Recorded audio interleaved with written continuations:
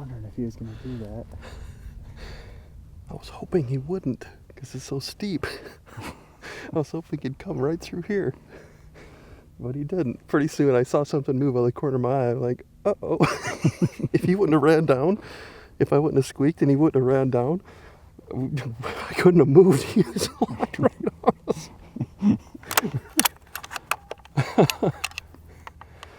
Yeah. Quick set. Called in a red fox. That's awesome. What do you call for about 30 seconds?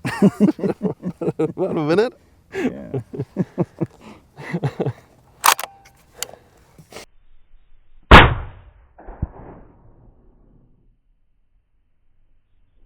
Boy, it's pretty warm out here today. The temperature's getting up here around 60, 65, and we were driving on our way to another set we were about to put in for some coyotes, and we seen this little red fox messing around out in the field.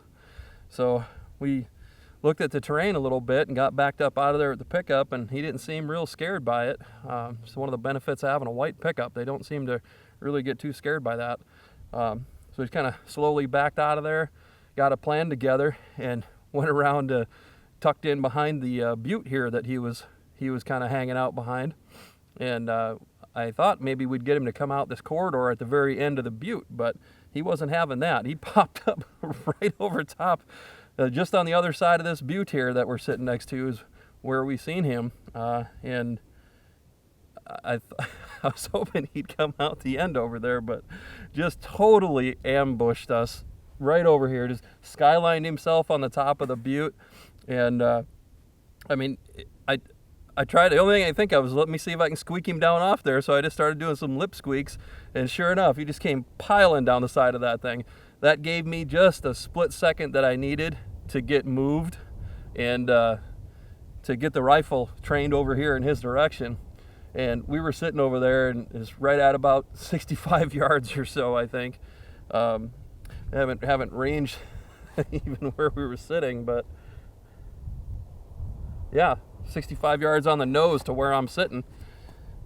So just barely got the rifle trained on him, and then he kind of come down here and stopped. I think he finally seen something he didn't really like.